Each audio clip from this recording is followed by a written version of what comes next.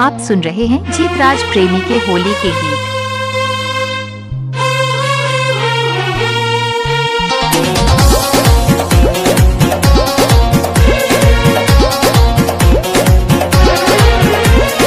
आप सुन रहे हैं जीतराज प्रेमी के होली के गीत।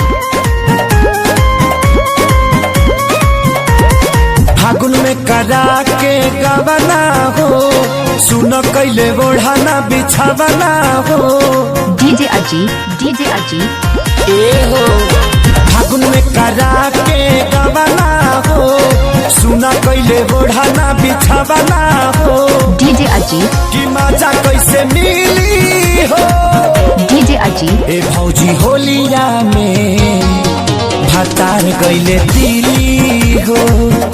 डीजे ए विक्रम भौजी होलिया में भतार गईले दिली हो। अगर आप सब चाहते हैं जीतराज प्रेमी के डीजे रिमिक्स गाना सुनना चाहते हैं तो संपर्क करें।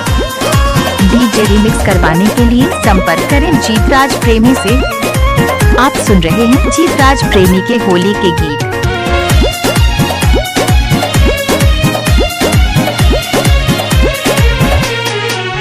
भौजी तोहरा संगे बाड़े तोहर राजा, तू तले बाड़ू फगुआ के मजा।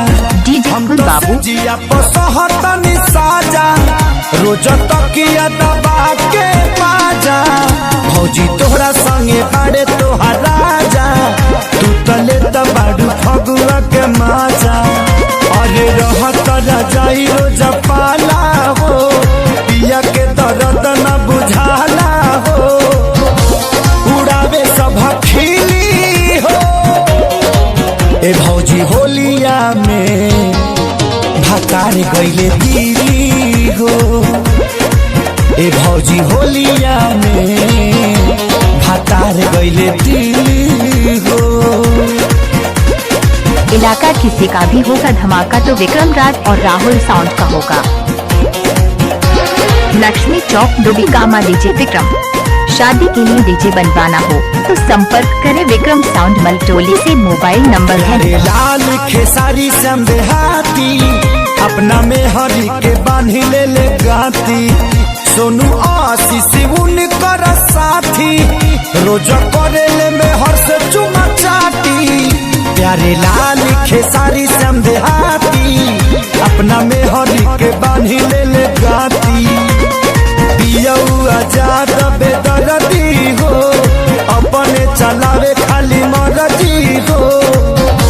पलंग कबहिली हो। डीजे अजीत ए भौजी होलिया में भतार गईले दिली हो। डीजे अजीत होलिया में भतार गईले दिली हो।